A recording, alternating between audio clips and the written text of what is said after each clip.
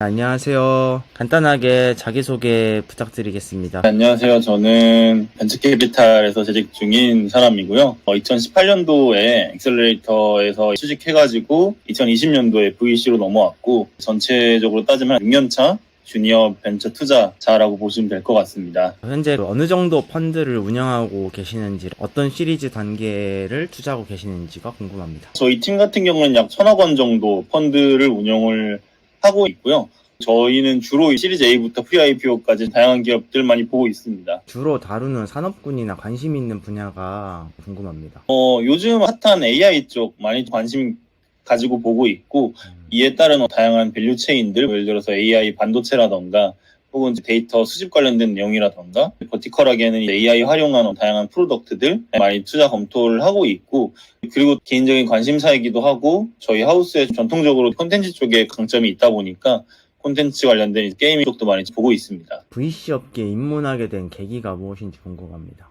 VC 업계에 입문하게 된 계기는 제가 대학교 때 창업을 했었는데 그때 처음 VC라는 거를 알게 됐었거든요. 근데 제가 직접 창업하면서는 개인적으로 너무 힘들었었고 능력적으로 좀 부족하다는 부분들이 있었었는데 VC로서 창업 생태계에 이바지할 수 있는 역할을 하고 싶다라는 욕심이 있었고요. 직접 창업하는 건 못하겠고 VC로서 이런 부분들을 도와주고 싶다 해서 VC 업계에 그때 지원을 하게 됐었던 것 같습니다. 제가 처음 입사한 곳도 제가 창업했을 때 멘토링 했었던 회사 중에 하나였었거든요. 그렇게 해서 입문하게 됐습니다. VC로서의 경력을 쌓으려면은 어떤 경험과 역량이 필요한지가 궁금합니다. 사실 어떤 특정한 역량이 필요하다기보다는 다양한 분야에 계속 관심을 가지려는 노력하는 게 굉장히 중요한 것 같고요. 투자를 하는 업무다 보니까 어떤 섹터가 매력적이고 어떤 분야가 잘 될 것인가에 대한 내용들을 계속 공부를 해야 되고, 스타트업이란 게 공개된 정보가 많진 않다 보니까 계속 사람들과 만나고 관심을 갖고 공부하고 해야 되는 부분들이 있어서 이런 꾸준한 노력들이 필요하지 않을까 싶습니다. 벤처 캐피탈리스트로서의 하루 일과가 어떻게 되는지 궁금해요. 계속 사람을 만나고 해야 되는 부분들이 있다 보니까 딱 특정되어 있지는 않습니다. 보통은 기업 미팅을 하거나 기업 미팅을 하기 위해서 백그라운드 지식을 공부를 하거나 이런 식 일과라고 보시면 될 것 같고, 그 이후에 투자 심사를 준비하거나 이를 위해서 보고서를 쓰거나 이런 업무들이 추가된다 보시면 될 것 같습니다. 한 달에 평균 몇 개 정도의 스타트업을 미팅하시나요? 보통 일주일에 하나 정도는 최소한 만나려고 노력을 하고 있고요. 적게는 한 달에 4개 정도, 좀 많다 싶으면은 한 달에 10개 정도 만나보려고 노력을 하고 있습니다. 혹시 스타트업들의 정보 수집 같은 거는 어떤 방식으로 하시나요? 스타트업이 상장되어 있는, 공개되어 있는 기업들이 아니기 때문에 대부분 인터넷에 치면 나오지가 않습니다. 그렇기 때문에 네트워크가 굉장히 중요한데, 관심 있는 분야에 대해서 잘 알고 있는 심사역이나 관련된 전문가들을 만나고 그를 통해서 스타트업에 대한 정보들을 얻고 이런 식으로 정보 수집을 많이 하는 편인 것 같습니다. 일을 하면서 VC 진짜 좋다, 장점이다 하는 부분이랑 이거는 조금 더 개선되었으면 좋겠다, 스트레스 받는다 하는 부분이 무엇인지 궁금합니다. 가장 좋은 점이라고 하면은 아무래도 다양한 사람들을 만날 수 있다라는 부분들이 가장 좋은 부분들인 것 같고요. 스타트업이란 게 가장 최첨단에 있는 기술과 사람들을 만나는 거기 때문에 계속 공부되고 모티베이트 되고 동기부여가 되는 부분들이 분명히 있는 것 같습니다. 그래서 지루하지 않게 자극받으면서 일할 수 있다는 게 가장 좋은 부분들인 것 같고요. 스트레스 받는 거는 투자 과정에서 일어나는 것 같아요. 기업 관련해가지고 커뮤니케이션이 잘 이루어지지 않을 때, 예를 들어서 투자를 받는다 그랬다가 안 받는다라던가 혹은 투자 조건을 갑자기 바꾼다라던가, 저도 투자를 하기 위해서는 이러한저러한 내부적인 설득 과정이 거쳐야 되는데 투자라는 게 커뮤니케이션의 연속이다 보니까 이런 커뮤니케이션이 확실히 부담스러운 부분들이 있는 것 같습니다. 워라벨은 어떻다고 생각하시나요? VC의 워라벨은 평균적으로 봤을 때 최상위권에 있는 직종 중에 하나지 않을까라고 생각을 들고요. VC라는 직업 자체는 미팅이 잦은 직업이다 보니까 회사에 앉아있을 필요가 없는 직업이긴 하거든요. 외부에 미팅을 가거나 데모데이 같은 행사를 가거나 외부 활동이 많은 직업이다 보니까 회사에 출근하지 않고 바로 미팅을 가거나 혹은 미팅을 갔다가 회사로 돌아가지 않고 집으로 돌아가거나 그런 식으로 시간에 대한 조율이 자유롭다? 라는 부분들이 분명히 있는 것 같습니다. 다만 사람의 만날 일이 많고 하다 보니까 점심 약속이나 저녁 약속이 있을 경우가 굉장히 많습니다. 그래서 술 마시면서 늦게 들어가는 경우가 많다. 근데 워크 앤 라이프 밸런스 자체는 나쁘지 않다. 좋은 편인 것 같다라고 볼 수 있을 것 같습니다. 평생 직장으로서도 가능한지가 궁금하고, 펀드를 운영하다 보면은 내가 나와서도 회사를 차려서 운영해야 하는 게 있는지 궁금하거든요. 평생 직장으로도 가능은 할 것 같은데 평생 직장이 될 수 있냐 없냐를 가늠하는 가장 큰 요소가 펀드를 만들 수 있냐 없냐에 대한 부분들인 것 같습니다. VC가 전문 직종이라고 하긴 어렵긴 하지만은 전문 직종이 나이가 차면 찰수록 영업력이 굉장히 중요해지잖아요. 회계사도 그렇고 변호사도 그렇고 결국에는 손님을 어떻게 끌어올 거냐에 대한 부분들이 굉장히 중요해지는데, 마찬가지로 벤처 캐피탈도 어떻게 하면 우리 펀드를 만들 수 있는 쩐조를 끌어올 것이냐가 굉장히 중요한 역량 중에 하나가 됩니다. 저처럼 주니어 시절에 영업 역량 혹은 투자에 대한 레퍼런스를 잘 쌓아서 한 10년 후 40살 혹은 50살쯤 됐을 때 내가 펀드를 만들 수 있는 역량을 쌓을 수 있냐, 각 성패를 결정하게 되는 것 같습니다. 펀드를 만들 수 있는 역량이 갖춰지는 사람이 된다라고 하면은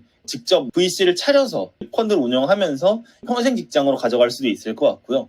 만약 그게 안 된다라고 하면은 그냥 40살에도 경쟁력을 잃을 수도 있지 않을까. VC 하는 분들 전공이랑 학벌도 높으신 편이신지, 그리고 다른 업계에 있다가 오신 분들이 대부분인지 궁금합니다. 학벌이 높으신 분들이 많은 편인 것 같고요. VC 업계가 좀 폐쇄적인 부분들이 있다 보니까 다들 나름나름 조인을 하게 되거든요. 폐쇄적일수록 학벌별로 뽑게 되는 것 같습니다. 고대 VC 카톡방, 연대 VC 카톡방, 서울대 VC 카톡방, 이렇게 학교별로 VC 카톡방이 있고 그러거든요. 아무래도 건너로 소개받고 하면서 학벌이 높아질 수밖에 없는 부분들이 있다 라는 게 있는 것 같습니다. 투자라는 부분들, 기업에 대한 분석과 기술에 대한 분석이 필요하다 보니까 기업에 대한 분석을 하려면 회계 쪽이 필요할 거고, 기술에 대한 분석을 하려면 이공계 계열이 필요할 텐데, 최초에는 회계 쪽, 경영 쪽 백그라운드 가지신 분들이 많았습니다. 전통 금융 쪽에서 넘어오신 분들이 많다 보니까 회계나 경영, 경제 이쪽에서 넘어오신 분들이 많았는데, 최근에는 딥테크, AI, 에너지, 배터리 이런 쪽이 뜨다 보니까 이공계 전공자들이 선호되는 편인 것 같습니다. 그래서 요즘에 VC 공부를 보면은 경영 쪽보다는 이공계 선호도가 굉장히 높은 편인 것 같습니다. 한국 VC 생태계가 궁금한데요. 몇 개나 회사들이 있는 거고, 시험 난이도는 어떤지가 궁금합니다. 제가 알기로는 VC만 치면 한 200여 개가 있는 걸로 알고 있는데 정확하진 않습니다. 근데 최근에 코로나 겪으면서 많이 생겨나고 없어진 걸로 알고 있고요. VC라는 게 생소한 분야다 보니까 취업의 난이도가 어렵다라기보다는 일반적으로 알기 어렵다라고 표현하는 게 맞는 것 같습니다. 회사 수도 적고 회사에 근무하는 사람도 적고 대부분이 경력직 채용으로 이루어지다 보니까 VC라는 거를 살면서 한 번도 안 들어본 사람도 있고 하거든요. 막상 VC에 관심을 갖고 취업을 준비하려고 치면은 정보 얻기가 굉장히 어려운 부분들이 있어서 취업의 난이도로 따지면 조금 높은 편이다, 그렇게 볼 수 있을 것 같습니다. 다른 VC들과도 협업이 이루어지는 걸로 아는데, 업계 사람들끼리 교류 같은 게 활발하나요? 스타트업에 대한 정보를 얻는 방식이 네트워크에 의존하는 부분들이 많다 보니까 그 VC 간의 협업과 교류들이 일어날 수밖에 없는 환경인 것 같습니다. 정기적으로 만나려고 노력을 하는 편인 것 같고요. 저도 그렇게 사람 만나고 술 마시고 하는 거 선호하지 않지만은 VC 업계에 들어오면서 약속 없는 주가 없는 것 같긴 하거든요. 다양한 사람들을 많이 만나게 되는 것 같습니다. 해외 VC들과도 교류가 있나요? 하우스마다 좀 다를 텐데, 해외를 투자하는 하우스 같은 경우에는 해외에 대한 정보를 얻기 위해서 해외 VC에 대한 교류가 많을 것 같고요. 제가 있는 하우스 같은 경우에는 해외 투자를 적극적으로 하는 부분들이 없다 보니까 직접적인 교류는 없다고 보시면 될 것 같습니다. 스타트업 투자를 결정하실 때 어떤 걸 보시나요? 기준이라고 하는 게 사람마다 다를 수밖에 없을 것 같긴 한데, 최근에 중점적으로 보려고 하는 거는 회수가 가능한 구조인가를 좀 많이 보려고 하는 것 같아요. 당연히 투자를 한다는 것 자체가 주식 투자도 결국에 팔려고 하는 거고 코인 투자도 팔려고 하는 건데, 스타트업 투자도 마찬가지로 팔려고 하는 거긴 하거든요. 요즘 코로나 지나고 경기가 어려워지면서 우리나라에 대표하는 무신사, 토스, 컬리, 당근 이런 유니콘 기업들도 결국에는 상장을 못하고 있는 게 현실이잖아요. 이러한 상황 속에서 창업자 스스로가 회수에 대해서 현실적이고 명확한 마일스톤을 갖고 있으신 분을 찾게 되는 것 같습니다. 그래서 이 창업의 섹터도 중요하고 아이템도 중요하고 하긴 하겠지만은 창업자의 마인드가 충분히 갖춰져 있냐에 대한 부분들을 많이 보는 것 같아요. 창업자들의 학벌이 중요하지 않다는 썰도 있는데 학벌이 많이 중요한 것 같으신가요? 학벌의 관점보다도 제가 비유를 많이 하는 게 투자 유치라는 게 고등학생들의 대학 입시, 취준생들의 취업 준비와 똑같다고 생각을 하거든요. 취준하면서 떨어지면은 왜 회사가 나의 가능성을 못 알아봐주지? 이런 느낌이 있잖아요. 회사도 그렇고 대학교도 그렇고 사람의 정성적인 요소와 정량적 요소를 둘 다 볼 수밖에 없는데 정량적 요소라는 게 학벌 좋고 학점 좋고 영어 성적 좋고 다른 자격증이 있고 하면 뽑고 싶은 게 당연한 거잖아요. 스타트업도 마찬가지인 게 가장 중요한 거는 매출이겠죠. 매출이 가장 정량적으로 좋을 거니까. 일반적으로 이 스타트업이 매출은 나기가 어려운 상황이니까 그럼 결과적으로 딱 드러날 수 있는 게 학벌 아니면은 현재까지 진행되었던 레퍼런스 이렇게 정량적으로 평가할 수 있는 내용들을 우선시해서 평가할 수밖에 없기 때문에 이게 학벌이 무조건 중요하다 이런 것보다도 대학 입시 혹은 취업 준비처럼 중요한 요소 중에 하나다 이렇게 볼 수 있을 것 같습니다. 창업자들이 VC 분들에게 컨택을 하기 위해서는 어떤 루트를 통해서 컨택을 하면 좋은지가 궁금한데요. 엑셀레이팅 사업에 지원한다라던가 정부 사업에 지원하다라던가 하면은 데모데이나 멘토링 기회들이 있는데 이게 VC들과의 접점을 가장 높일 수 있는 가장 좋은 방법이다라고 볼 수 있을 것 같습니다. 그렇지 않으면은 직접적으로 VC를 만나서 연락을 하기가 쉽진 않거든요. 데모데이나 멘토링을 통해서 VC와 1대1 또는 1대4로 만날 수 있는 기회가 생기다 보니까 이런 기회들을 최대한 많이 노리셨으면 좋겠고요. 그리고 되게 안 좋은 방법 중에 하나가 메일로 절대 다수한테 똑같이 복붙해서 뿌리는 게 VC 입장에서는 딱 보이거든요. 그렇게 하지 말고 VC별로 관심 있는 펀드라던가 관심 있는 분야, 전문성 있는 분야가 있다 보니까 이런 것들을 꼭 집어서 VC와 접점을 살리면서 메일이나 이런 부분들을 같이 적어서 선택을 해보시면은 조금 더 콜드 메일, 콜드콜로 만날 수 있는 확률을 높일 수 있다라는 부분들이 있고, 하나 추가적으로 말씀드리자면은 한국 벤처투자 홈페이지 가시면은 내게 맞는 펀드 찾기 이런 것들이 있어요. 여기 들어가시면은 내가 AI 관련된 분야다라고 하면은 AI 관련된 펀드 이렇게 정리가 되어 있거든요. 혹은 내가 부산에 있는 기업이다라고 하면 부산 관련된 기업에 투자할 수 있는 펀드 이렇게 정리가 되어 있기 때문에 그런 펀드를 한번 찾아보시고 그 이후에 펀드를 갖고 있는 VC에 직접 컨택을 해보시면은 조금 더 미팅 확률을 높일 수 있다고 볼 수 있으면 될 것 같습니다. 투자 유치 과정을 많이 보셨기도 하고 창업자들이 발표하는 것도 많이 보셨을 텐데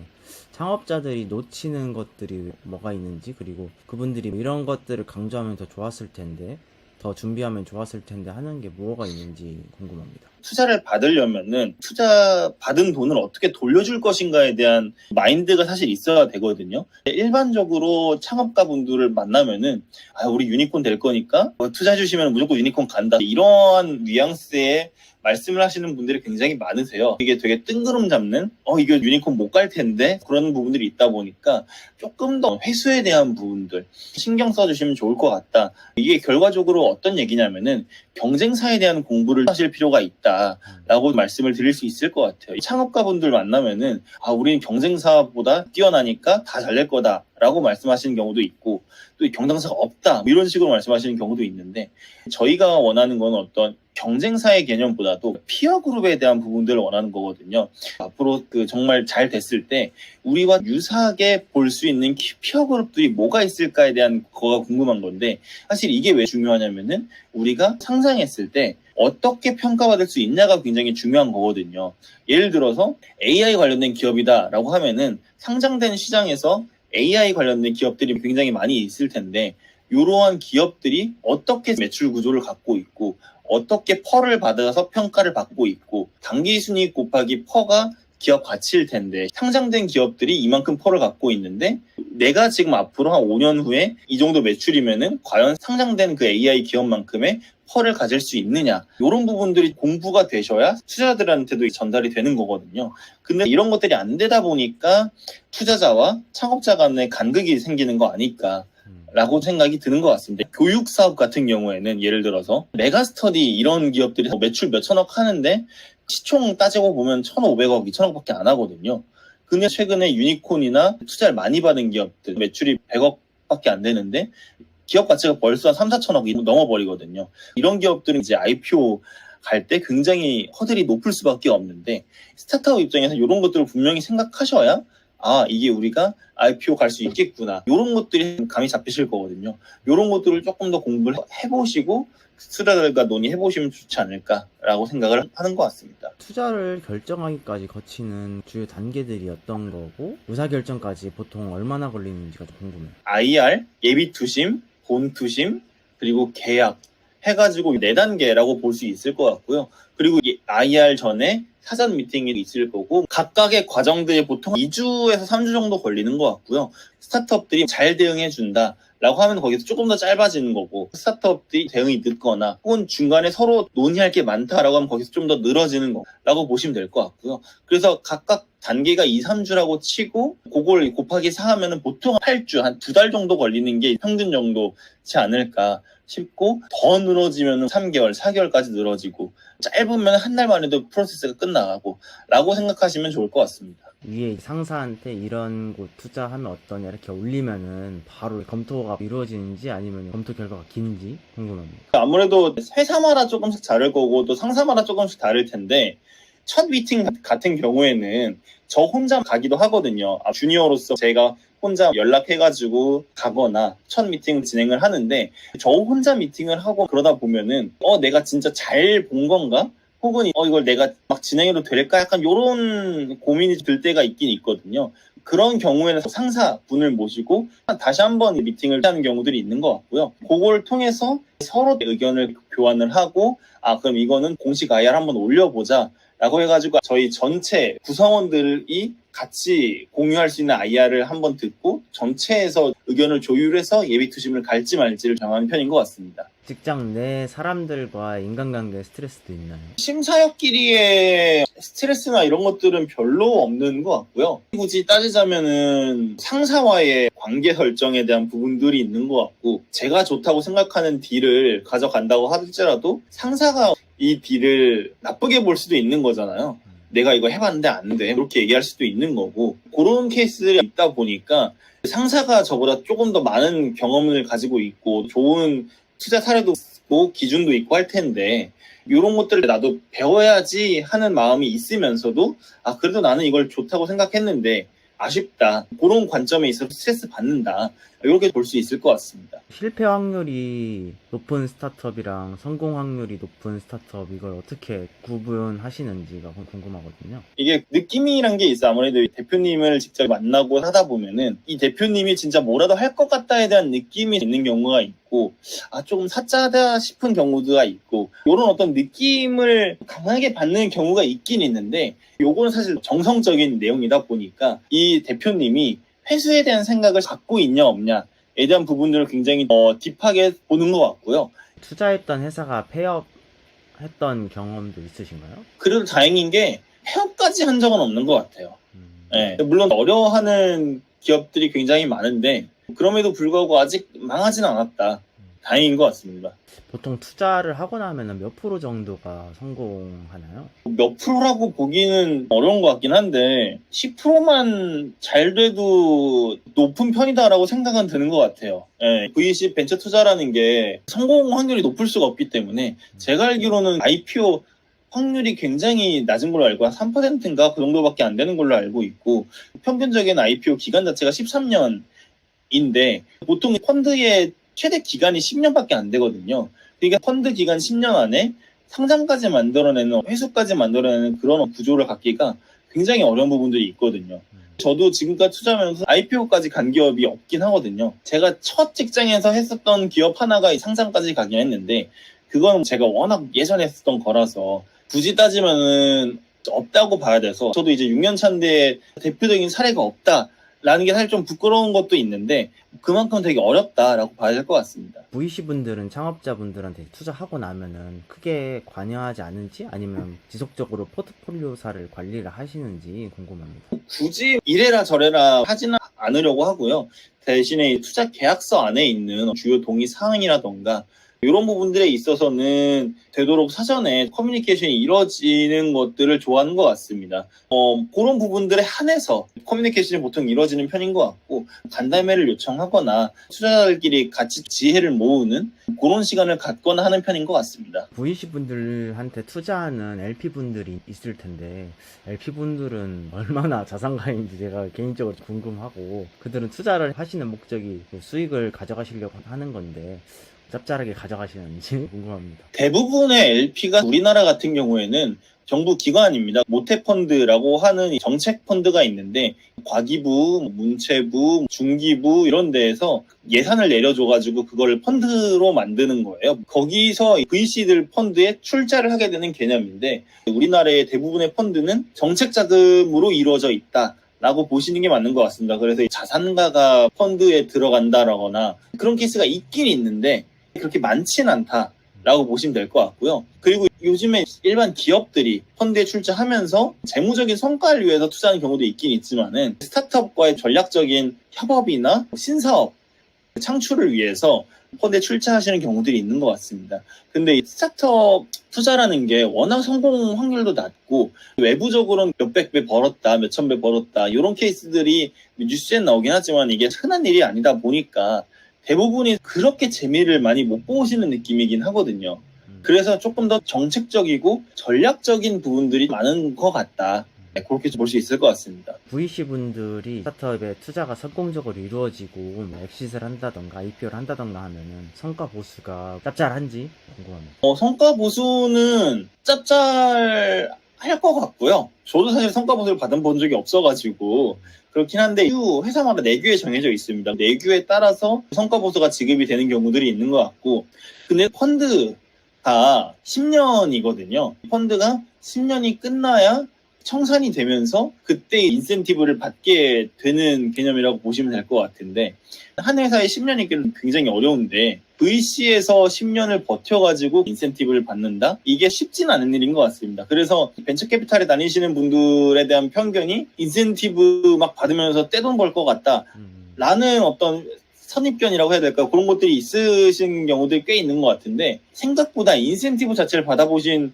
경험이 없는 VC 분들이 훨씬 많은 것 같아요. 네, 최근에 뉴스에서도 많이 나왔지만은 회사에서도 안 줘버리고 한 경우들도 있고 하다 보니까 막상 온전히 성과 보수를 다 받는 케이스가 많지는 않다더라. 네, 그렇게 볼 수 있을 것 같습니다. VC 내부에서 이직이 빈번한지 쉬운지 그게 좀 궁금합니다. VC 내부에서의 이직은 잦은 편이라고 볼 수 있을 것 같고요. 이유는 다양할 것 같습니다. VC에서 근무를 하는 이유 중에 하나가 투자를 하기 위해서 일하는 걸 텐데, 근데 VC에서 일하게 되면은 다양한 이유 때문에 투자를 할 수 없게 되는 경우들이 많아지거든요. 그러면은 내가 투자할 수 있는 기회를 찾기 위해서 이직을 하는 케이스들이 많은 것 같고요. 뭐 예를 들어서 펀드가 다 소진돼가지고 투자할 돈이 없다라던가, 혹은 나는 에너지 쪽에 투자를 하고 싶은데 우리 회사는 콘텐츠만 투자를 하다 보니까 에너지 투자할 기회가 안 생긴다, 이런 케이스가 있을 수도 있을 것 같고요. VC에서 다른 업계로 가는 케이스가 아주 많지는 않는데, 투자한 회사에 CFO로 간다던가, 아니면은 일반 기업이 벤처 투자를 하고 싶은데 벤처 투자 담당자로 간다던가, 그런 케이스들이 몇 군데 있는 것 같습니다. 그 VC 분들 중에서 스타트업 창업이나 스타트업에 조인하고 싶어 하시는 분들도 계시는지, 그런 분들이 많은지 궁금합니다. 꽤 있는 것 같은데 많다고 보긴 어려울 것 같고요.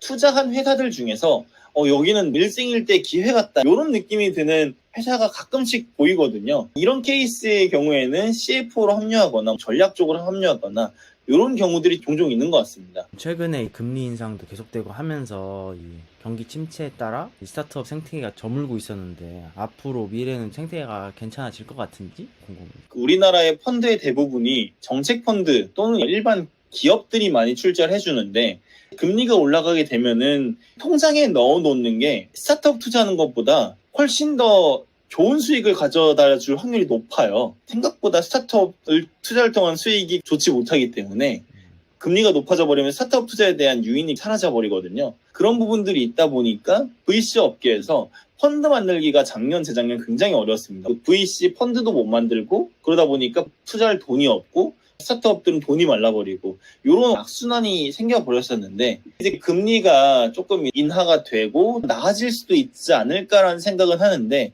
국내에서는 안 좋은 사건 사고들이 많이 일어나다 보니까 침체된 분위기가 되살아나려면은 아무래도 시간이 조금 더 필요하지 않을까 이런 우려가 드는 건 사실입니다. VC가 되고 싶은 분들이 많을 텐데 그분들에게 혹시 해주실 수 있는 말, 어떤 걸 준비하면 좋을 것 같다, 그런 말이 있는지 궁금합니다. VC는 개인적으로 굉장히 매력적인 직업이라고 생각을 하고요. 근데 VC를 잘 하기 위해서는 스타트업에 대한 진심 어린 관심이 필요할 것 같습니다. VC에 대해서 생각보다 환상을 가지고 접근하시는 분들이 굉장히 많긴 하거든요. 뭐 예를 들어서 높은 인센티브, 높은 연봉, 자유로운 근무 환경, 투자의 자유로움 이런 것들을 생각하고 VC에 오시는 경우들이 있는데 아까는 제가 워라밸이 좋은 편이다라고 말씀드렸지만은 그거보다 더 높은 환상을 가지고 VC에 오시는 분들이 꽤 있어가지고 VC에 계신 분들과 같이 논의해보시고 고민해보시고 내가 스타트업을 좋아해서 관심이 있어서 VC에 오고 싶은 건지 조금 더 체크하고 오시면은 훨씬 더 만족스러운 VC 생활을 하실 수 있지 않을까 싶고요. 그리고 VC에 진짜 관심이 있다라고 하면은 한국 벤처캐피탈 협회에서 진행하는 VC 신입 교육이 있어요. 6주 정도의 합숙과 진행하는 건데 그게 생각보다 VC 입문하기에는 굉장히 좋은 코스라고 알고 있어서 그런 것들을 많이 활용해 보시면 좋지 않을까 싶습니다. 마지막으로 2025년 앞으로의 목표와 미래 계획 같은 게 있으신지 궁금합니다. 2025년도에는 제가 투자를 다양한 기업들을 해왔고 올해도 앞으로 하게 될 텐데 좋은 기업들 만나서 투자할 수 있는 기회가 많이 생겼으면 좋겠고 올해는 빨리 안 좋은 정세들이 많이 해결이 돼서 제가 투자한 기업들도 후속 투자를 받거나 혹은 상장까지 잘 이루어질 수 있도록 지원하는 게 제 올해 큰 목표인 것 같습니다. 장시간 인터뷰 고생 많으셨고 추가적으로 댓글 다른 분들이 달아주시면은 거기에 대해서 대댓글 달아주시면 감사하도록 하겠습니다. 네, 알겠습니다. 수고하셨습니다. 고맙습니다.